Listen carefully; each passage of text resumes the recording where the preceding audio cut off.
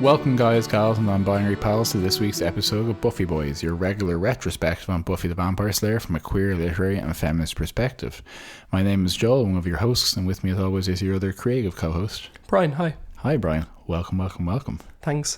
If my voice sounds weird, it's because it is. I just stupid fucking hay fever. Yeah. I was like, oh, that's weird. Hay fever's already hitting me hard this year. Why is that? And I've realized it's probably because I spend an hour every day at the moment romping through fields surrounded by kicking pollen all straight up into my eyeballs and directly into my vocal cords. So that's the reason. I think it gives you a husky quality that I think is quite compelling. I can sing really low now.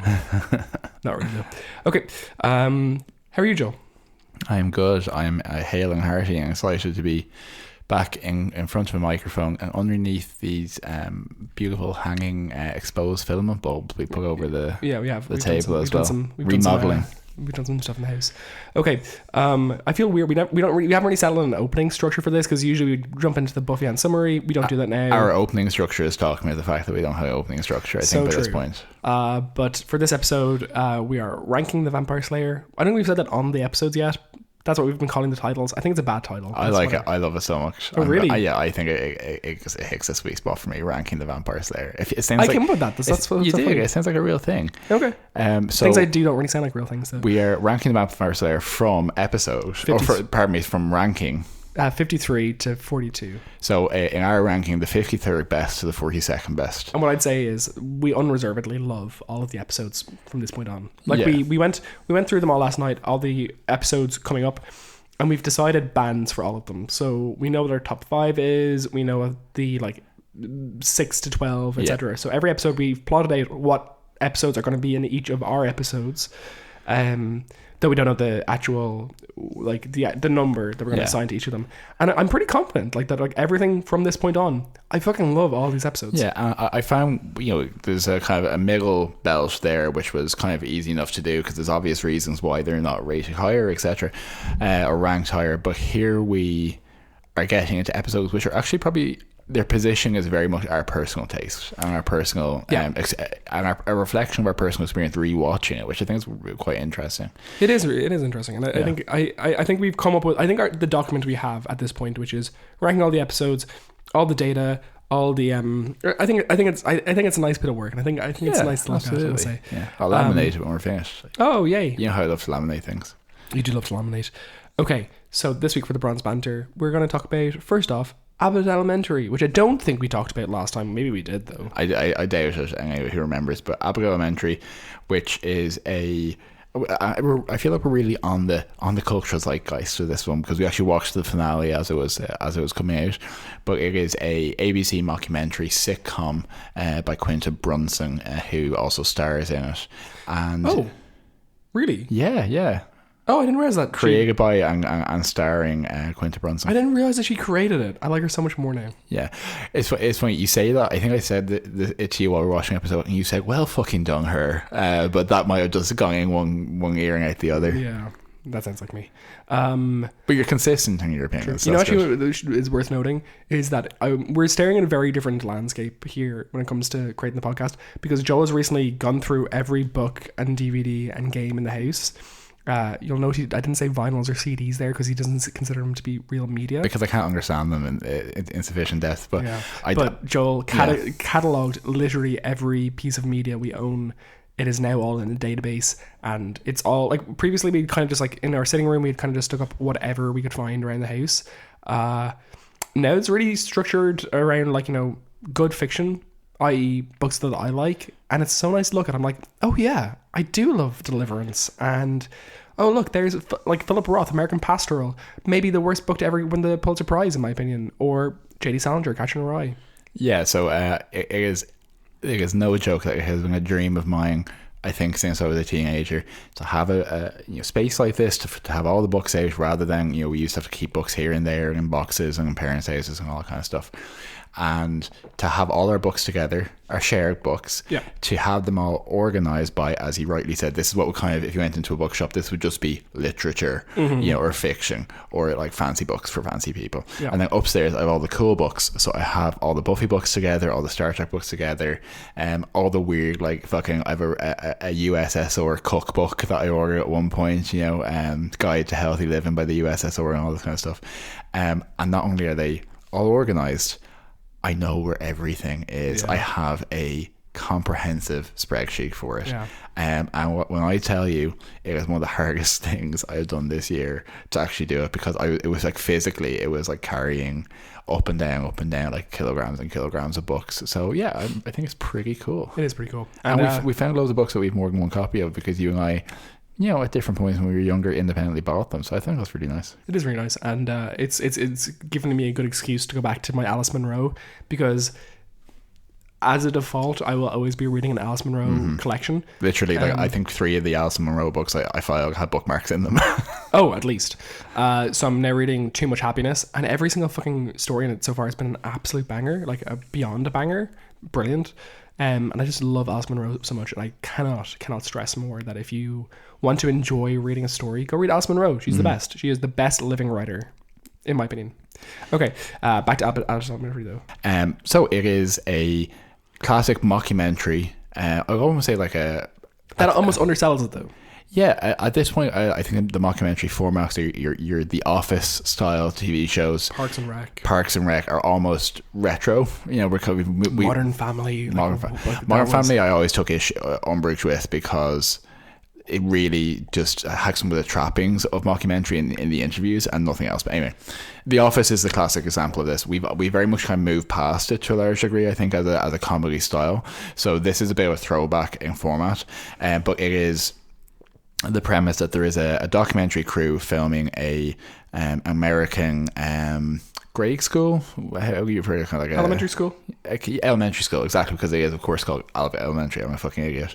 And the perspective of both the experienced senior teachers there, but also the very new recent grads, and what it's like to be a teacher in America, and specifically what it's like to be a teacher in areas that are predominantly black. Yeah, so it is a. Look, I said I don't think I've seen a white child in the school. After you said it, I was like, because I thought I had seen 1 or 2 white kids, but no, I don't think there's literally any white children in the school. And the vast majority of the main cast are either women of color, or the one man is a gay man. Yeah. So there's actually no. No, there's another man as well, who's black.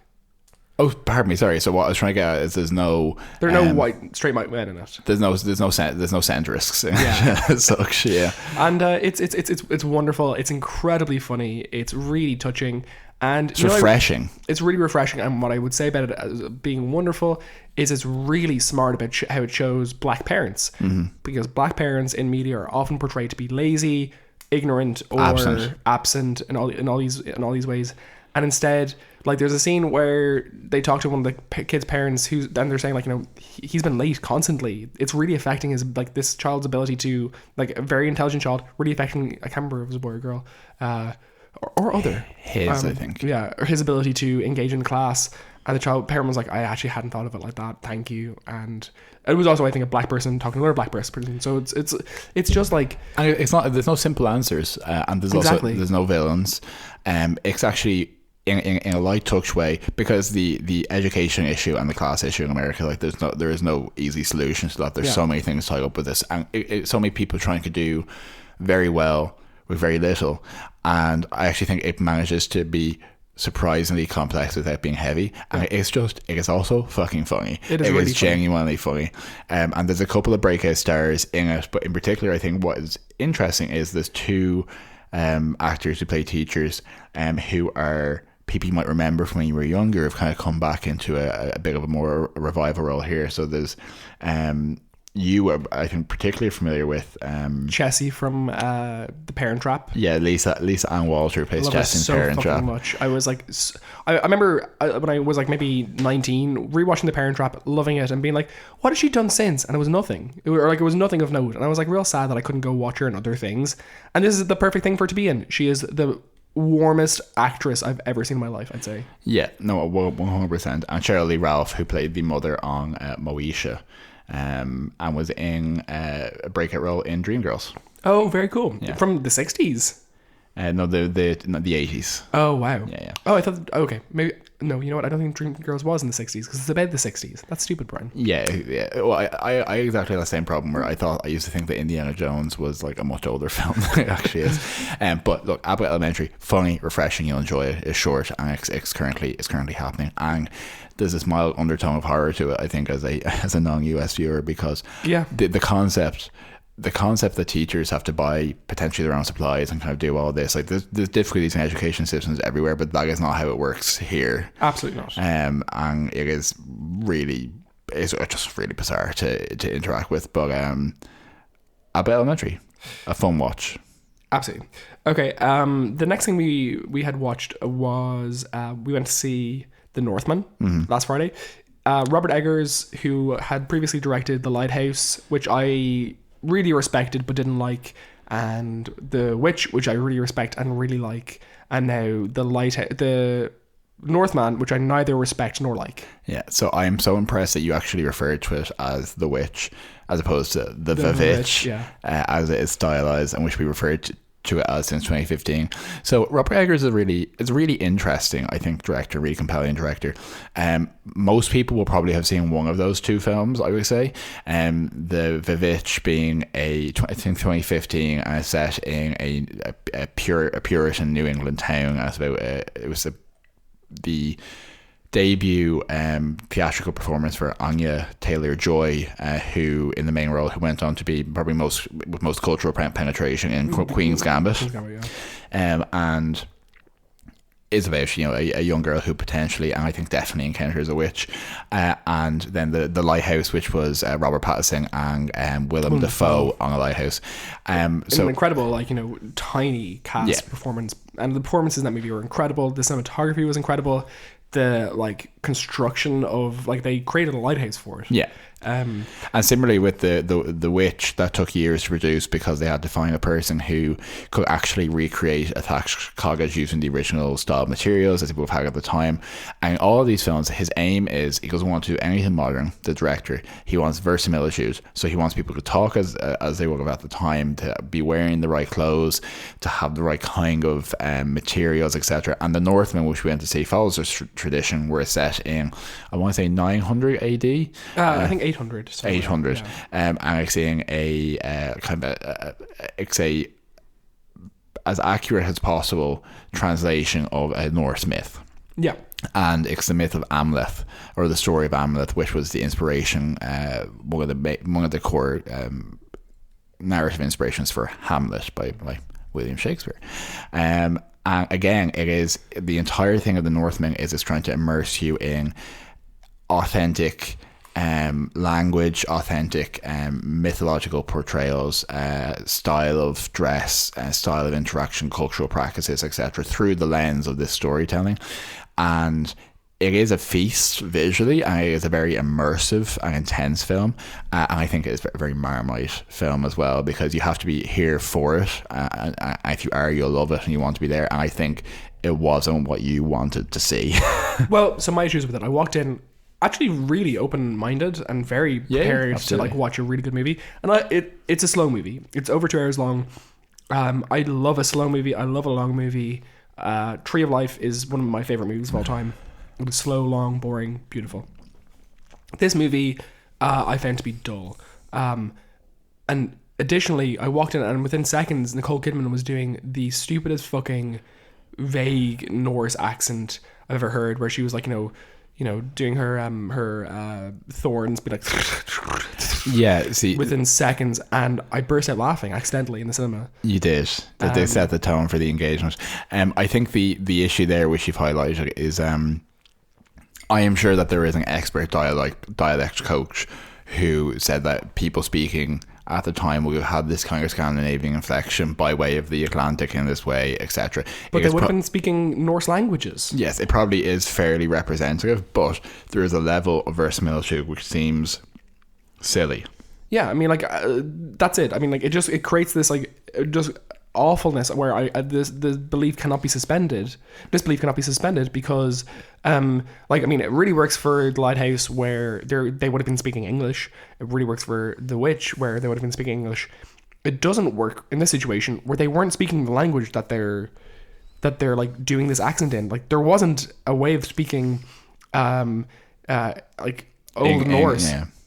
While with an English like in the English language. So you're saying they should have gone further and done a Passion of the Christ and have the whole thing in 1000%. It would have really helped. I found the performances throughout to be crap, apart from Alexander Skarsgård. Did you find Skarsgård. Alexander Skarsgård attractive with his shirt off? No, he had a bad haircut. Okay. But I will say for it, one major thing, which is that I was sitting there and I was like, okay, this is whatever. I'm not sure. I'm not really sold on this. But then Bjork came out for like 2 minutes. I think it's her first acting performance since Dancer in the Dark. And Bjork is my soul singing in another person. She's wonderful, beautiful, and I was so happy to see her. And when I realized that it was Bjork, I was so happy. But then the rest of the movie happened, and that was kind of bad. What was your experience of it, Joel? Yeah, so I think these kind of films impose a distance, and I think if you're the kind of person who is here for that, you might find this a very comforting, very relaxing, very fascinating watch. I enjoyed the experience of watching it, but I felt like I was watching it from a remove, whereas I'm enjoying the fact that I'm watching it rather than enjoying the film directly. Yeah. But I did think it was fascinating. I think it was I really felt that here is a director and here is a writer who has a specific thing he wants to do and has achieved it. And I kind of like to see that passion as well. And I thought a lot of the elements were fun to watch. I love the aesthetic. I love the setting. I thought a lot of that was great, but it's, I don't know if it's something I'll ever watch again. Whereas I think The Lighthouse, I would stick on The Lighthouse if I wanted to be titillated by visual. And the Witch, I think, is one of the greatest horror films. So I would watch that again and again. So but I think if you liked either of those films, I would say if you liked The Witch or The Lighthouse, I would say you may like The Northman. Yeah, and very briefly, we watched X, which is a new slasher movie. It was released, I think, just earlier this year. It is about a group of porn movie makers in 1979 who go out to film something in the countryside. It was mostly shot in New Zealand, I believe, but it's set in Texas, and it's very reminiscent of the Texas Chainsaw Massacre. Very interestingly, it was also shot back to back with a prequel film called Pearl, which is coming out, I believe, next year. It was directed by Ty West, sorry. Or it could be Ty West. And it stars Mia Goth in a 2-piece performance. And I can't recommend it highly enough if you like slashers. It was thoughtful, bizarre, fun, dark, weird, gory, great. Speaking of verisimilitude, it's something which I think very much tries to replicate and not replicate, but kind of translate through that 1970s early slasher aesthetic. It is, you can run a fine line between. Funnily enough, I actually thought that the remake or the reboot of Texas Chainsaw Massacre that was on Netflix felt like it was derivative of Texas Chainsaw Massacre and was a plagiaristic almost, whereas this film, which is not part of the official canon, actually just feels like inspired by but doing its own thing. It is a good horror film. It is a great slasher. Great performances. And when you kind of look at it closely, it's like, oh, none of the things which are usually maybe issues with horror films that I don't like or things I watch out for, there was actually nothing bad about it in that way. And there's a lot of very strong performances and varied performances for women in it as well. Yeah, it was really specifically like forefronting women in this, and horror has been a real savior when it comes to 20th century filmmaking in terms of actually portraying women as being empowered. And there's lots of 21st century? No, I mean 20th century. Okay. There's lots of problems there. I think 21st century, it's only really started back again. I think the early 20th century had a very male bent to the to just horror. The early 20th century remakes and stuff, they were really for men, not for women, and they were about men, not women. But I think the 20th century, you really got it was the most considerate and strong portrayals of women in cinema were mostly in horror, I would say. And obviously you get your issues around how women were forced to become more masculine to deal with these issues. in horror movies, but like overall, like I think it's pretty great, and I'd say Buffy's part of that tradition. Yeah, absolutely. So one of these things that if the things you enjoy about Buffy, you may enjoy this film. I think it's a fair recommendation. And yeah, Mia Goth, who stars in it, is from Lars von Trier's Nymphomaniac, from the Suspiria remake in 2018, both of which, I haven't seen Nymphomaniac, you have, but I imagine it's a good film, TM. It's impossible to recommend. Yeah. It's impossible to recommend Lars von Trier generally. He's a scum human. Yeah. But I do really like that movie. I find it really impactful and bizarre and a real epic, and I think it's going to be really appreciated in the years to come. But it's a fascinating movie while being incredibly like explicitly sexual. Yeah, it's real, like it's unsimulated sex in that movie. Yeah. Suspiria, conversely, great remake, great horror film, a difficult watch at times as well, and also has Tilda Swinton playing multiple roles, much as Mia Goth does here. So I can't believe the only reason we don't have that in Blu-ray is because it's really difficult to get.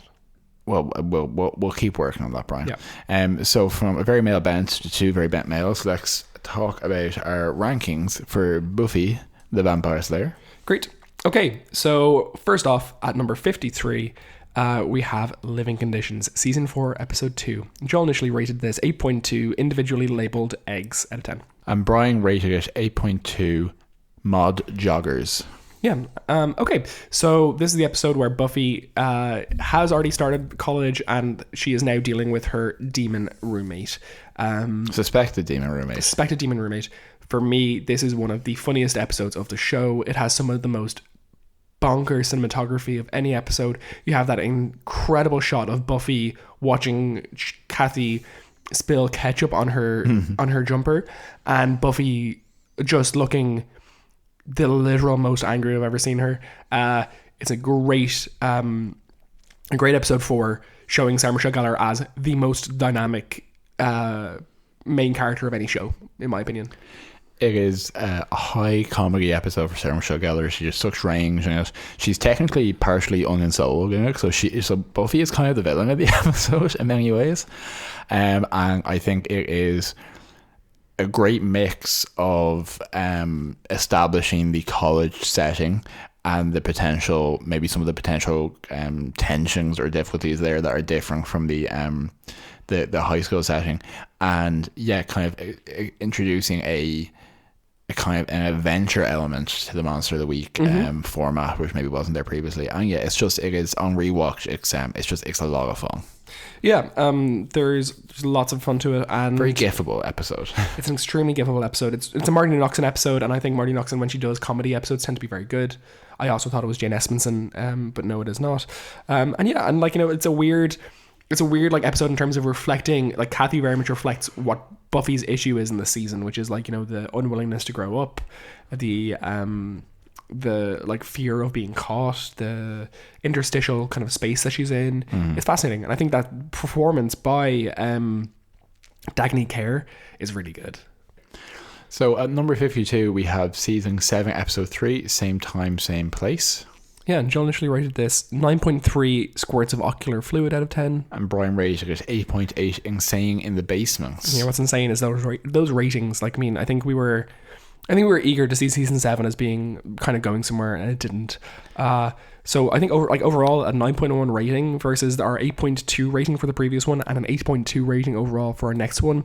And yet I'm kind of like very comfortable with this being here. So this is the episode where Willow comes back into town. She is invisible to her friends and being hunted by a skinning, or like a monster that skins people. So Xander and Buffy naturally think that maybe it's Willow skinning people. So I think we entering into an interesting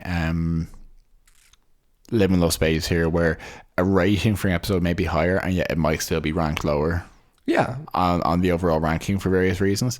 But I think, yeah, we liked this episode at the time for a couple of reasons. One was it was a return and a refresh of a classic kind of Buffy situation where the supernatural element, which was Willow involuntarily making herself in like a slightly different phase of the dimension to the Scoobies. So she was in the same place, but they couldn't see her, as an expression of her own, a way to work through her own fears and her own insecurities and her own guilt.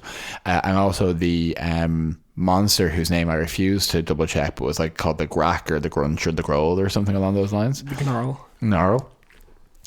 Was one of the most immediately distinctive and established monsters of the week in a short period of time. And that episode concludes with her being trapped in a slightly different phase of the same space while they're trying to find her. They're in the room with her and they can't help her as the Gnarl has paralyzed her and is visibly pulling strips of skin off her stomach. One of the most graphic horror that happens in the whole show. And what I don't think we appreciated at the time actually is that given this is what she did to Warren, there's an element of kind of poetic terror there as well. Yeah, and I think, well, that's, her friends thinking that it's her because of that. Yeah, but it happens to her as well. For sure, yeah. And there's a couple of moments that are really elevate this episode. Stuff like, Willow finding out that her friends are there, they haven't abandoned her, is really upsetting. And then at the end of the episode, Willow is meditating, trying to communicate that, oh, don't worry, Buffy, I also thought, is this me? Am I just going crazy? And she's meditating, trying to heal her skin back. And Buffy says, she says, can I offer you some of my strength? And they meditate together hand in hand, and it's like a really beautiful moment. It is, and as I think we know at the time, that Buffy offering her strength is what she eventually has to do in this season. Yep. It is, it's strength shared, not being strength diluted. It is the core tenet of this season. So it's really good. I like this episode a lot. I wouldn't rate it any higher than this. So rank it any higher. Okay, next up we have at number 51, Bad Girls, season 3, episode 14. Joel initially rated this 8.3 calorie-free mom waffles out of 10. Brian rated it 8.0 Illuminati. True that. So this is the episode where Buffy and Faith shippers get most of their ammunition from, and more power to them, I say. It's the episode where, for my money's worth, the most important scene is Buffy and Faith dancing, being the sexiest thing I've ever seen in my life. They are scantily clad in the bronze, dancing, living their best life. And they inspired Rogue and Kitty Pryde in X-Men Evolution to there's a scene literally lifted from it, which is incredible. It's just wonderful. It's also a really interesting exploration of Buffy and Faith, two of my absolute favorite characters, my two favorite characters in the show, I would say. So you have Buffy getting really tempted to kind of do what Faith does, which is not care, to be a punchy lady. And in the end, she kind of sees what that entails, which is that they end up accidentally killing the deputy mayor, and that sets up consequences. Yeah. So it's the heart of the Buffy Faith relationship. It is complicated. It is like Faith is ultimately never a villain in this show. She is never evil. No. She makes a lot of poor choices, and she does a lot of things that she has to atone for, but ultimately Faith betrays them a few times. She kills 2 people, and we redeem and accept Angel and Spike, but Faith is characterized by this episode as having done something truly terrible. And I think ultimately what this episode kind of expresses is this, because she has so much to lose, because she has so much worth, she has so much potential, she requires so much help, that the tragedy is less in the fact that she killed the deputy mayor whose name no one really remembers, which is a horrible thing to say, but he is a fictional character. But it's because what dies in this episode is also her hope and her future, and it takes a very long time to come back. It is one of the great relationships on television is Buffy and Faith. I also think it's worth really inspecting that title, Bad Girls. They're both bad girls because they are they're daring to be themselves and enjoy themselves. And I think the Faith arc really inspects why are we why are we casting this judgment on Faith? Why are we so unwilling to be thoughtful towards Faith. And, you know, Buffy becomes a bad girl because she enjoys herself. And that's an important dynamic to really inspect. It also introduces Wesley as a character, which high comedy. And, you know, we'll have more to talk about Wesley in a little bit, I think. Yeah. But, yeah. Wesley and Cordelia, two characters from season 3 who have the greatest character development over the course of the Buffyverse, I think. Undoubtedly. Which, incidentally, I've just in passing, there's Buffy comics which are ongoing. There's a new generation of it where they're reimagining the Slayer concept, etc. So apparently they're now referring to it as the Slayerverse because they're trying to broaden out beyond just Buffy and Summer's experience, which I think is kind of interesting. Absolutely. Okay, so next up at number 50, we have Dead Things, Season 6, Episode 13. Joel initially rated this 8.7 off-brand lightsabers. And Brian rated it 8.7 groove things. Ding, ding, ding. Okay, great. So, this episode is not an easy watch of an episode. Yeah, it is the bleakest episode of Buffy in lots of ways. Maybe less so than Seeing Red in some ways, but it's pretty grim. It's the episode in which the trio enslave and attempt to, sexually assault Catherine, a character who's already been introduced previously in I Was Made to Love You, and they murder her, in a really grim, really upsetting way. So it's for me, it's a good episode. It's an episode where they like try something really odd. It's a real twist from where season 6 is going to this point. And then for me, it's hugely important because of the conversation that Buffy has with Tara at the end of the episode, because Buffy and Tara have a conversation where Tara says, like, I've looked into this for you, I know you're sleeping with Spike and I know no one else knows this, and that relationship is very important, I think, Tara and Buffy. And she says, you didn't come back wrong. You basically, because Buffy thinks she's come back wrong because Spike has been able to hit her. Yeah. And Tara says, no, you didn't. It's just basically a magical clerical error, essentially. Exactly. Yeah. And Buffy just breaks. Like, she just weeps, and it's so upsetting.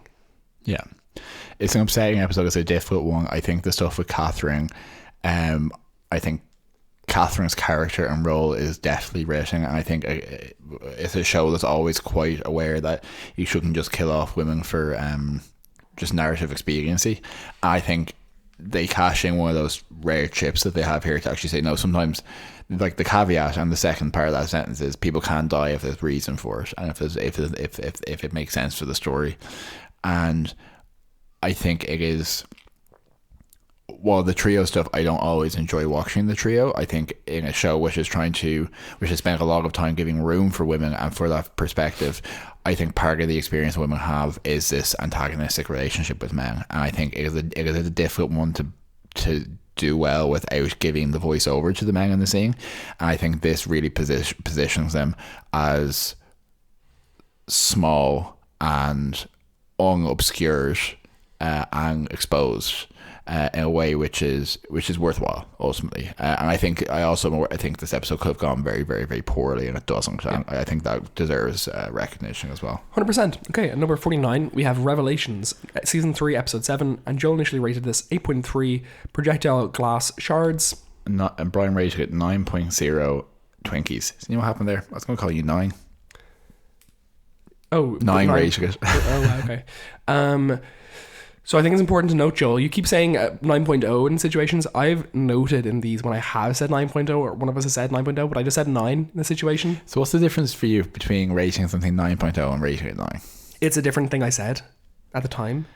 But sure. Well, there's a few ratings down here where you've made notes to say, make Joel say his rating. So I won't be doing that because we're sticking to the letter of the law. I'll make you say your rating because it's impossible to find out what it is because you talked for like 3 hours about it. Okay, so Revelations, season 3, episode 7. It is the episode which introduces a new watcher for Faith, which Jaws is kind of confused about. I can't remember her name now, though. Gwendolyn Post. Who I don't know why I know that, but I do. Yeah.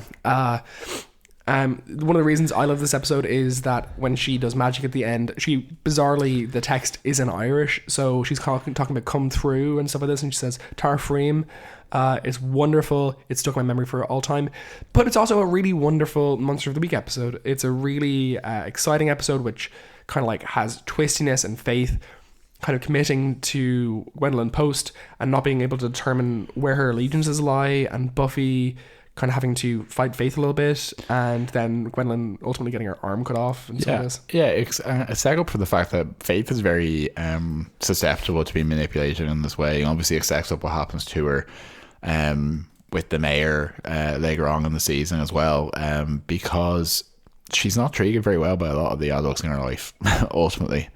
And Gwendolyn takes advantage of this, and I think it's very interesting to portray. I think they might technically say she's a disavowed watcher or something, but essentially a watcher as a villain. And it's like, yeah, that's not actually very hard to imagine. She's also one of the few women watchers that are portraying. Definitely the one with the most agency, 100%. Which is interesting. And what I remember about that episode, I picture a lot of it happening in the Angel's Mansion, because obviously that's where the conclusion is, which was a great set. Which I don't look back on Buffy, or I didn't, and think one of the Buffy sets was Angel's Mansion, but so much happens there. Well, it's also worth noting that this is the episode where all the Scoobies find out that Angel has come back to life, and there's genuine arguments, and there's like real discord amongst the Scoobies, which is kind of uncomfortable and weird, but it's also good, I think. I like this episode a lot. Yeah, that's what I said about it. Tarframe. Okay, next up we have at number 48, Lessons, Season 7, Episode 1, which Joel initially rated 9.2 Basement Perms. And Brian rated it 8.8 Sad Guitar Duos. Lovely. So this is in my opinion, the best season opener, I think. Oh wait, we have Anne ranked higher, I think. Yeah, we do. Lol.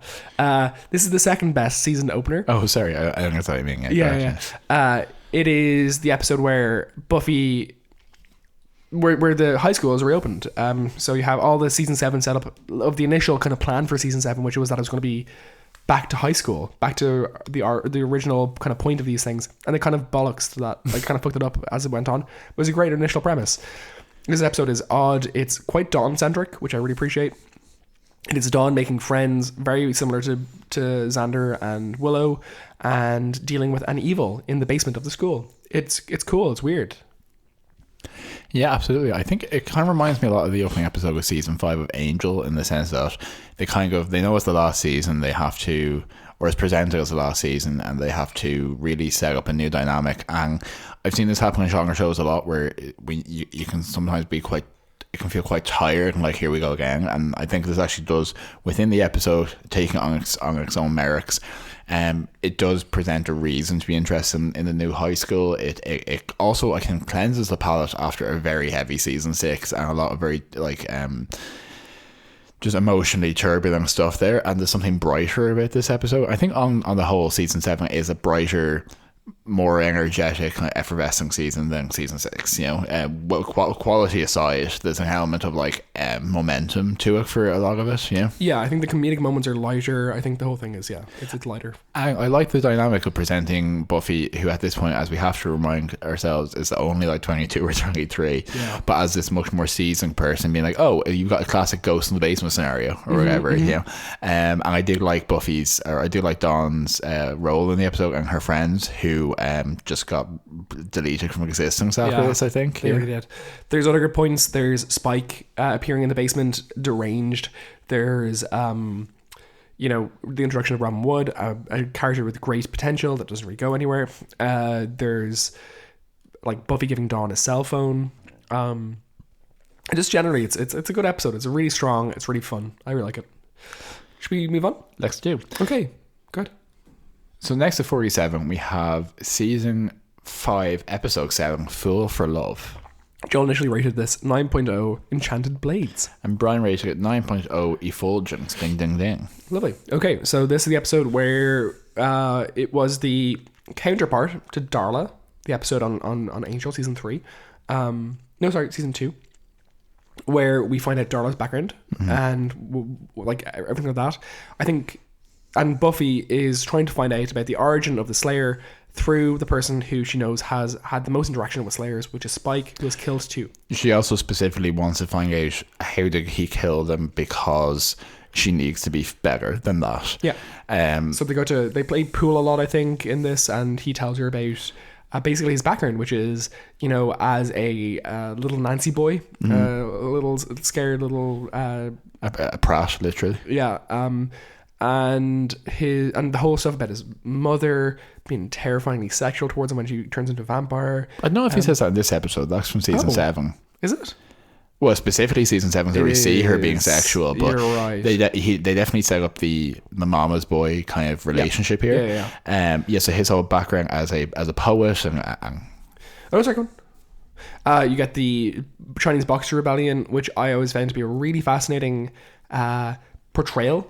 And also you get Nikki Wood in this episode as well. So lots of really, really great flashbacks.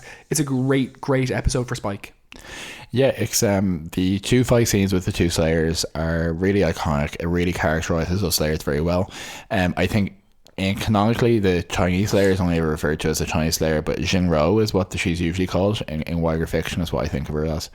And I think this is an essential episode for 2 things. One, Spike. If this episode isn't as good as it is, if it isn't as engaging, as interesting, Spike loses so much credibility as a character. Yeah. This says, Spike killed 2 Slayers. That is unprecedented, probably, you know? Yeah. And there's a reason why that's interesting and why it's on the show.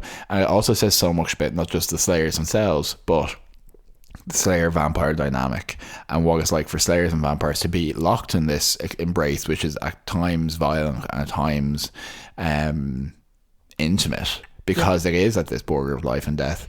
And yeah, it's just like there's so much to it, which adds to the canon, and it's just enjoyable in itself to watch. And it's some of James Marsters' best performances in this episode, I think. Yeah, I totally agree.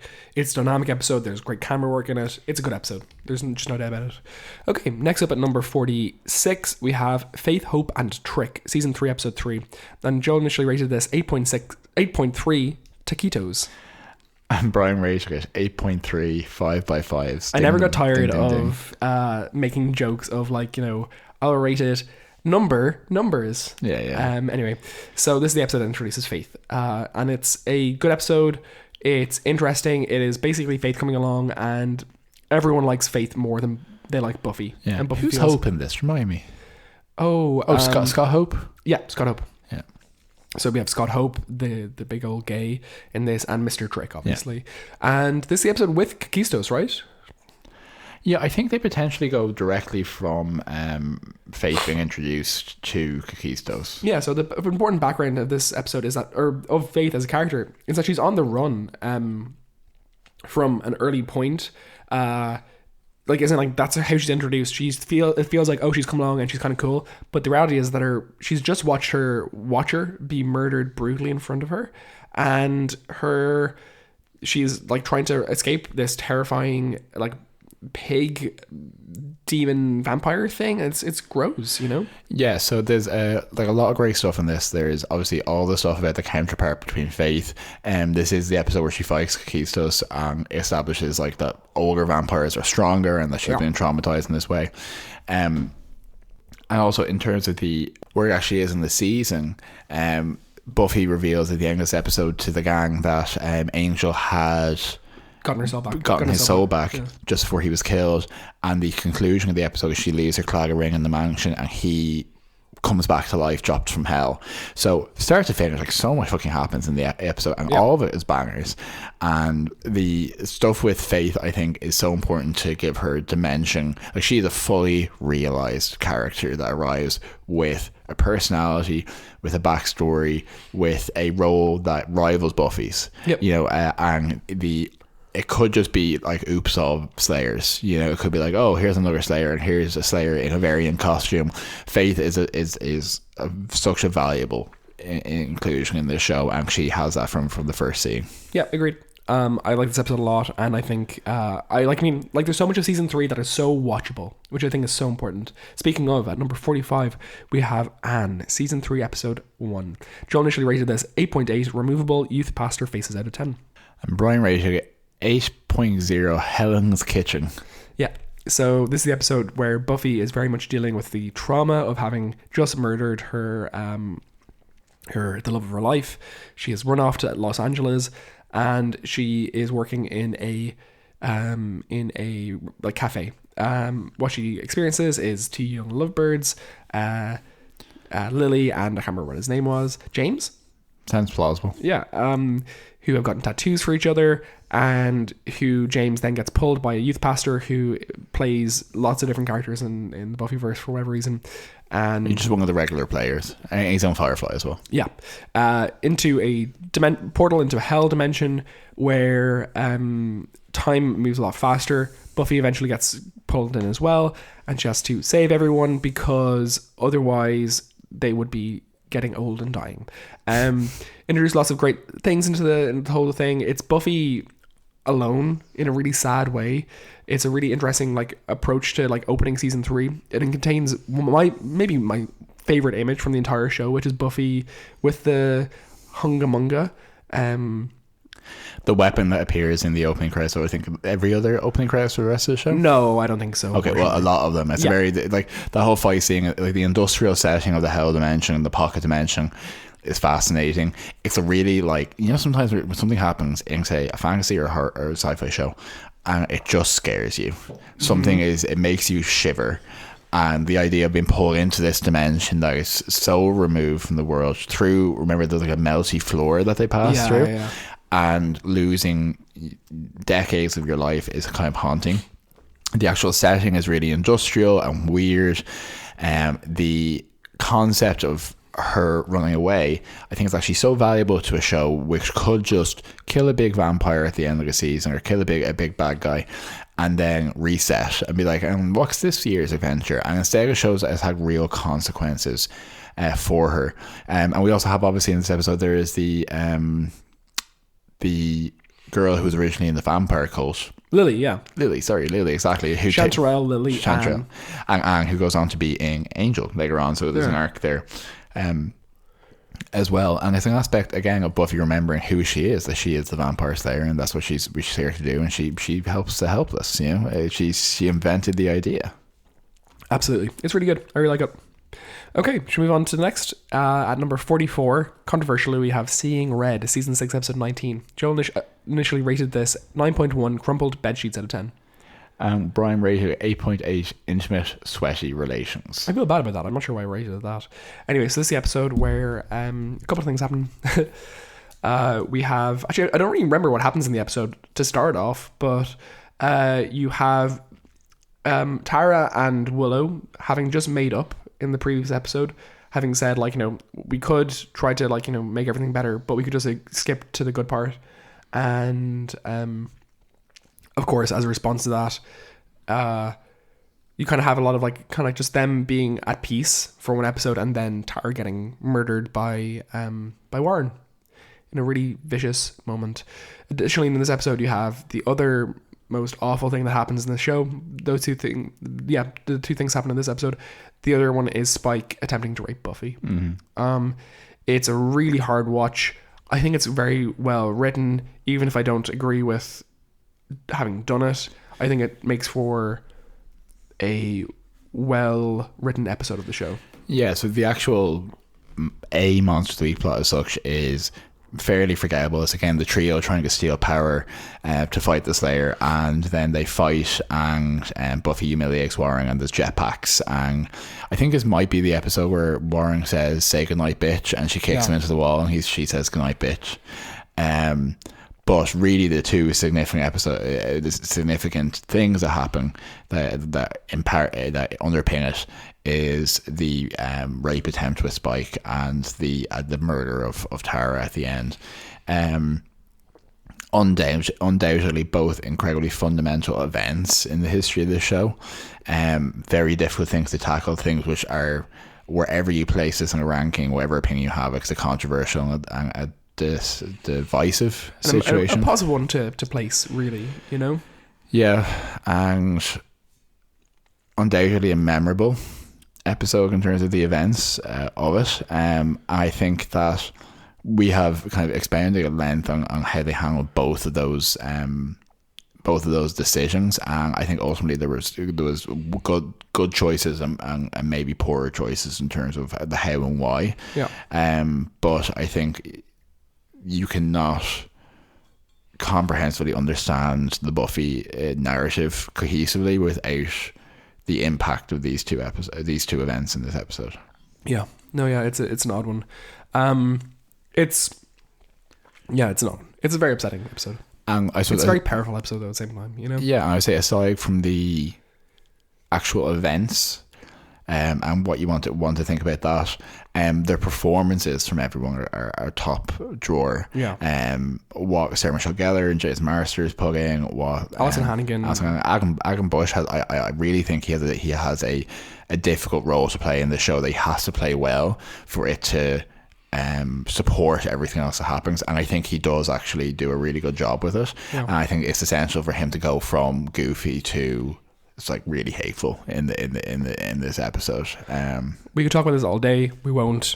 We'll instead move on to number 43, which is Enemies, season 3, episode 17. And Joel initially rated this 9.4 Chekhov's light switches, and Brian rated it 8.0 highlights. Yeah, so I think this episode is loads of fun, but it's not one that I would have put as highly as you have really forced us to, Joel. So give me your argument for Enemies as the brilliant episode. Which episode is this? I will be including that. Enemies is the episode where Angel and Faith. Yes, I don't know why I can't retain this. It's because it's the one-word title. It's really vague. Yeah. So, Enemies is the episode in season 3 when Faith and Angel are seemingly working together. I think, if I remember correctly, Faith tries to use an orb or a magic spell to pull Angel's soul out to bring Angelus back. Demon. She goes to a demon to help her. Yeah, and the demon is Jaws' friend, essentially. Exactly, yeah. And the entire thing is about capturing Buffy. Angel has to play the role of Angelus, has to cooperate with Faith,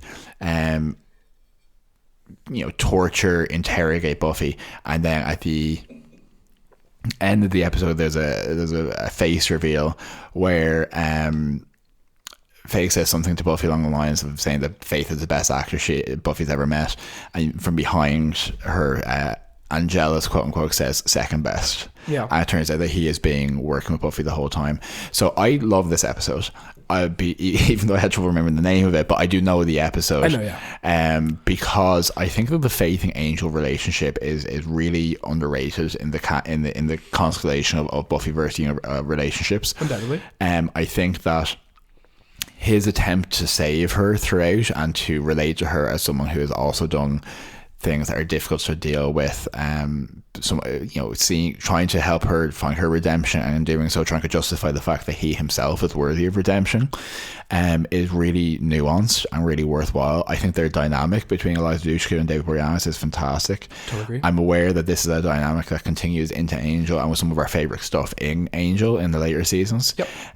It's important that Faith does find her redemption in Angel, and it causes her to come back and try to save him when he actually loses his way again.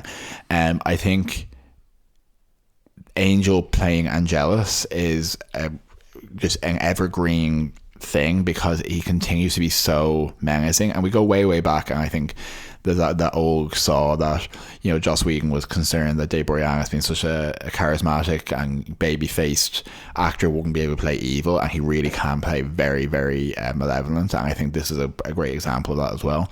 And I think that just the twist and just the stakes of it, you have to really worry about the mayor, you have to worry about Faith, if we feel like that this matters and that our hero Buffy might be finally caught out. And I think not remembering this episode super clearly when we did a rewatch, when Angel about faces, I was like, oh, I had a shocked moment. I just felt really, really impacted by it. Yeah, it's really good. Any episode where Buffy and Faith are fighting is pretty great.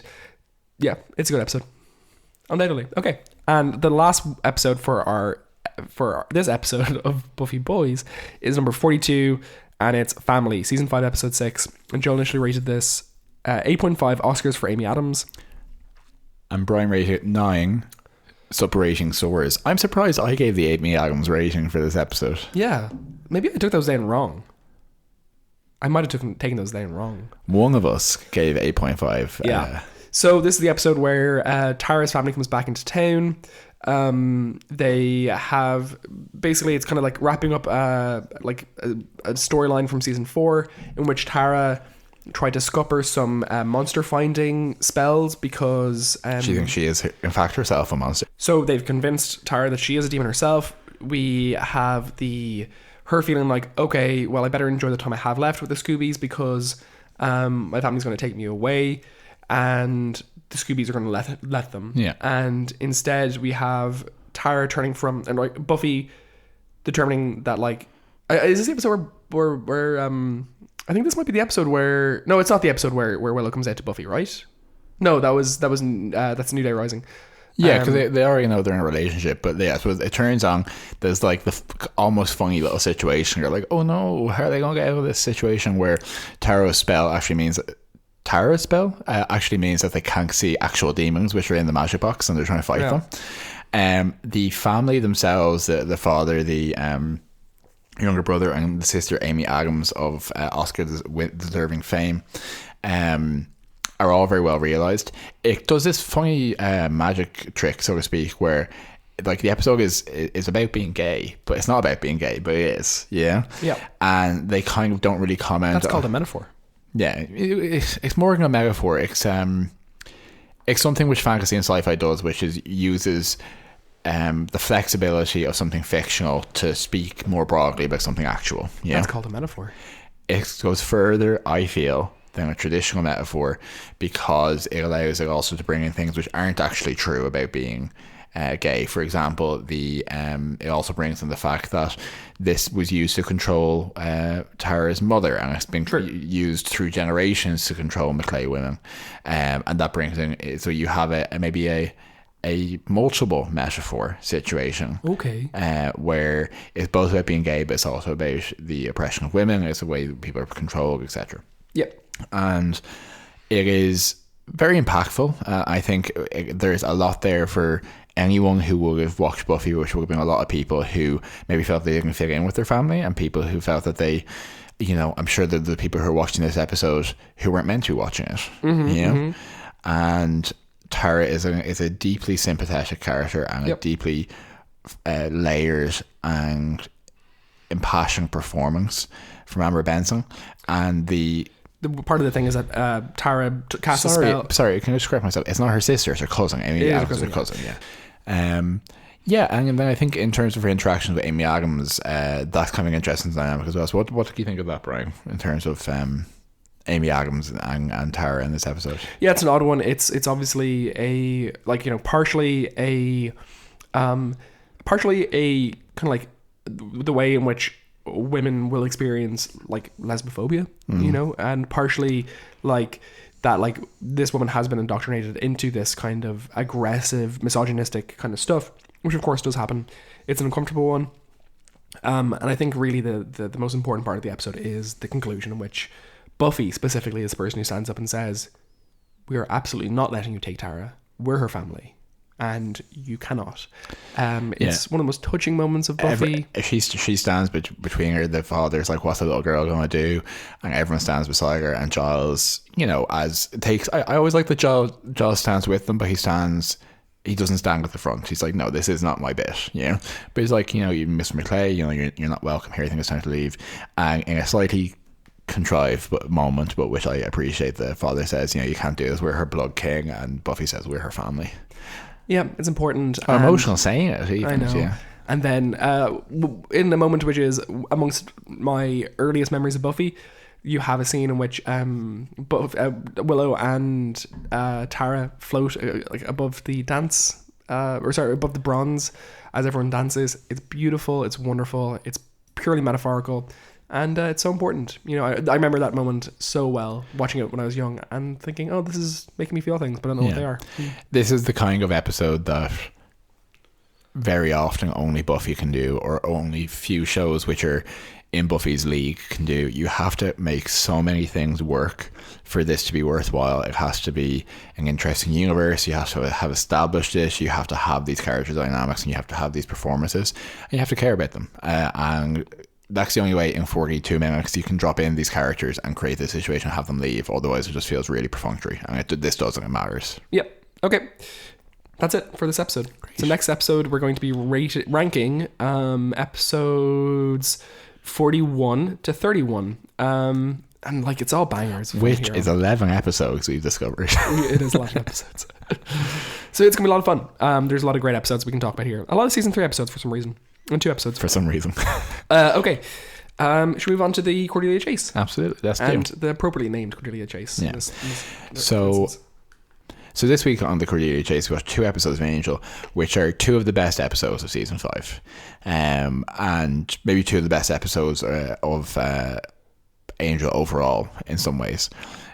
So we had Damages first up, which is to do with post season 7 of Buffy, that obviously all the potentials have been activated, become full Slayers, and the monster of the week it's discovered is a girl who is a potential Slayer and who was kidnapped when she was 10 and tortured by a serial killer who was never found and has been institutionalized since then. And since the Hellmouth, she has become empowered and she's mixing both her own traumatic recollections of that event with the Slayer traditional memories. Slayer memories that you get. So I like this episode for a lot of reasons. One is I think the performance of Dana, the Slayer, who is trying to process this trauma and is trying to process her memories of both the Chinese Slayer of Nikki Wood, who we just talked about, all of this into something worthwhile. It's really interesting. I think it is one of the few ways that post Buffy that they actually kind of use the premise of what would the world be like after what Buffy does in an interesting way. Both Angel and Spike obviously have an interaction with this whole situation. She's clearly not a villain. She's clearly a very damaged and a very traumatized person, but also interacting with the fact, which is at the that's at the root of the Buffy premise, which is, what if people who are marginalized in this way are then, if marginalized people then suddenly have the power to react to the powerlessness that they've had. I think she literally says in this episode something along the lines of, like, you know, not I have the power now, or not going to be afraid anymore, and trying to reckon with that. It brings in Andrew from who is now portrayed as kind of a watcher in training essentially with Giles. Tremendously funny performance from him in terms of being the representative of kind of the post Hellmouth Scooby Gang and this new implied Slayer organization or collection that's happening. He says that Buffy's in Europe trying to find Slayers there, that I think Xander is in Russia, that people are traveling through the world, and that, and he's working with Mr. Giles to become a watcher himself. Yeah, and I think Andrew's performance in this episode, in terms of his excitement of seeing Spike still alive, interacting with Angel, and doing his whole storyteller thing about what is the Slayer of the Vampire and all that, is actually much stronger than I remembered. I didn't think of him in this episode at all. So I did enjoy that, and I also think that Spike is eventually kidnapped by Dana because she has conflated her memories of him as a vampire with the killer, and she captures and tortures him and cuts his hands off. And he has a great discussion of the fact that, like, yes, he didn't do this to her, but he can't really say that he doesn't deserve it because he did exactly this to so many people. There's a really, really hard scene at the end where Angel and Spike are talking, and they say she's an innocent person, and Spike said, I think Angel says, one of them says, yeah, so were we, but we were turned into monsters, and she has been turned into a monster, and it's hard to argue that, like, she is clearly, like, traumatized to the point where she is violent and unstoppable, and it's just like, what do you do about that? And what they do about it eventually is, when they capture her and they kind of talk her down and they take her away, and they've done everything they can to help, and Andrew turns up, and in a moment which I think is well portrayed, in the sense that he is scared and maybe not capable of this, but he is still going to do it and make it happen. He says that they're going to take her because she's one of ours, she's a Slayer, and Angel is brash about this and says that this isn't going to be how it's going to go down, and then Andrew says that he wasn't asking, and 17 Slayers appear behind him, which is actually 12, maybe 12, or I think he says 30, and it's not 30. Okay. I think it might actually have been 12 or 13, sure, but which is a kind of a chilling moment, and creates this dynamic which unfortunately never really plays out in the show, which is that Angel and the Angel gang are now on the other side of things because they're working for Wolfram Hart, and that Buffy, and Angel's like, I'm going to talk to Buffy about this, and Andrew's like, she gave my orders, she doesn't trust you anymore because you went over to Wolfram Hart. So I think there's a lot of really fascinating lore stuff in there, and I think one of the few really good kind of post Buffy expressions of what's the world like after the Hellmouth. Yeah, it's fascinating. So I would probably give this episode 8 failed feminist gestures. Yeah, I'm going to meet you in 8 failed feminist gestures. I think it's a really strong episode. It's a little hokey at times. It's not perfect, but it's a lot of fun, and it's kind of scary and spooky, and there's a real horror element to it. And the scene with Spike getting his hands cut off, like, fucking terrifying. And I was also saying this to you, I think season 5 is my favourite shot season of any of Buffy seasons in terms of just the overall look. I think individual shots are really strong in Buffy, and often really well framed, but this season has it's a really nice look to it. It's real kind of like it's a bit more modern, it's a bit like more like glossy and nice. Anyway, bright and easy to read and all that kind of stuff. 100%. I think it's really good. And next up we have You're Welcome, which thank you. Which is a seminal episode of season 5 of Angel. It is the episode in which they bring Charisma Carpenter back to conclude her arc for the 100th episode. Is that right? It is the 100th episode, yeah, which was and the 100th episode of Buffy being the gift. Yeah. So this is the 100th episode of Angel, and Charisma Carpenter is brought back to conclude Cordelia's character arc. So the premise being that Angel has become disillusioned with his hero's journey. And from his perspective, Cordelia wakes back up from her coma, which was caused by Jasmine, and she's reintroduced to the setting, what's happening with Wolfram Hart, and she helps them solve the current crisis, and the crisis being that Lindsay is manipulating Spike into claiming to be Doyle, and is trying to get him to contribute to Angel losing faith and being removed from the role. Lindsay wants to use Eve to break into Wolfram Hart to release an anti-Angel, a MacGuffin demon that's in the basement that's a failsafe to kill Angel. And so the episode has a couple of main threads. One is Cordelia wrapping up a lot of her story arcs, interacting with people, wrapping up a lot of her story arcs, working with Angel to help him redefine his purpose, and also to bring Angel and Lindsay come into conflict, and they realize that Lindsay is back and is causing a lot of the issues that they've had. It is fundamentally a bittersweet episode. Yeah. For a lot of reasons. One is that it is obviously one that Charisma came back to do after she left the show due to all of the abuse she was experiencing, and she's fired from Joss Whedon. It is one which I think is a great episode of Angel, but shows in almost a melancholy way a couple of things. One is it reminds us how great Cordelia is as a character. Yeah. And it has all the greatest things of an Angel episode, and in some ways almost implies a show that was better than it was at times, because I think the conflict between Lindsay and recalling the conflict they had in season 1 and 2, all those great early episodes, that definitely did happen, but it's trying to evoke in a way a recollection that's maybe a little more rosy than it actually was. It's trying to bring faith back. It's like trying to bring faith back in Buffy. Mm-hmm. But without the actual background of Faith being an incredibly strong character. Lindsay was never a strong character. Yeah. His interactions with Angel were minimal and unimpactful. Interesting for sure. He was an interesting character. He was not the same thing. And yeah, what it reminded me, it was a real smack in the face of an episode, because in some ways I kind of feel like, Cordelia doesn't deserve to die. She doesn't deserve to have been written off. She doesn't deserve to, it's an incredible send off to her, but she shouldn't have been sent off. Yeah. She is the strongest thing about this show, undoubtedly. Like, the show is so lacking in women. And it's just like, it's so hard to see, like, an episode that really forefronts Cordelia being powerful, confident, funny, and vulnerable at the end. It's like, this should have been the Cordelia Chase show, for one thing. And also I don't know, so it's a really strong episode.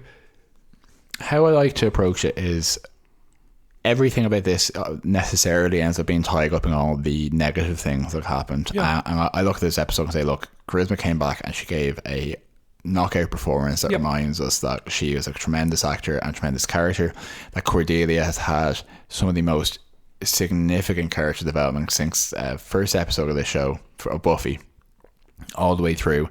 And yeah, so the conclusion is really actually painful, I thought, to watch, because it's when everything wraps up and she basically shows Angel that she had the opportunity, a favour from the powers that be, to remind him of the journey that he's on and that he is one of the people he should be trying to save. It's all, everyone is happy. They're about to go out for a drink together. She says goodbye to Wesley specifically, who obviously she spent a lot of time with on the show, and it almost feels like they're setting up for her to be in the rest of the season. Yeah. And like it's going to be, she's back, and instead she says, this is all the time I had.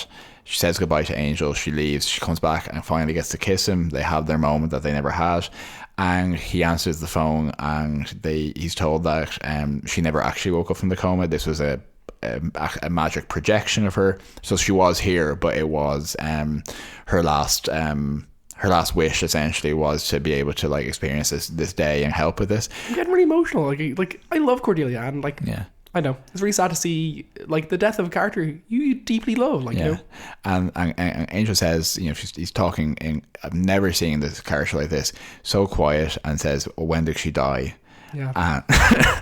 I'm getting excited to talking about it because like David, like Angel's crying. It's real. Like in terms of the story, it's like, oh, she, like, I've never really thought about the fact that she dies and that she's gone. Yeah. And it's really hard to watch, given everything we know about Charisma Carpenter's experience with the show, and like she knocks it out of the park regardless of the situation. Like it was a really shitty situation she was in, and she does an amazing job.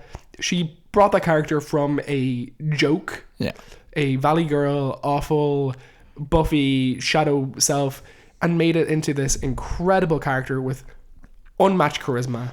And yeah, it's really sad to see her go. Yeah, and it's a really sad ending, but it's very strong. And I appreciate that the last episode makes it very clear that, you know, when they go to confront Lindsay, she goes and grabs a sword and she says, you know, let's go to work, that she is a hero, and she is the hero alongside Angel the whole way through this. And it was an incredible performance, and it made me feel a lot of things. So because of that, and for Charisma and for Cordelia, I would say 9 failed feminist gestures. Same. You can't rate it higher than 9 in the sense that like it is just so bittersweet. Yeah. But it's an incredible watch. It's an incredible performance, and I want better for her. Yeah. Cordelia Chase was an amazing character. Charisma Carpenter was an amazing person. I love them both. Yeah. Okay. Oh gosh. So folks, that's everything for this week of Buffy Boys. Thank you so much for joining us. We'll be back next week with our ranking of 41 to 31 in Buffy the Vampire Slayer, which is 11 episodes, which we were fascinated to find out. If you enjoyed this episode, please tell your friends, tell the wonderful women in your life. Oh. And we'll see you next time on Buffy Boys. See you then.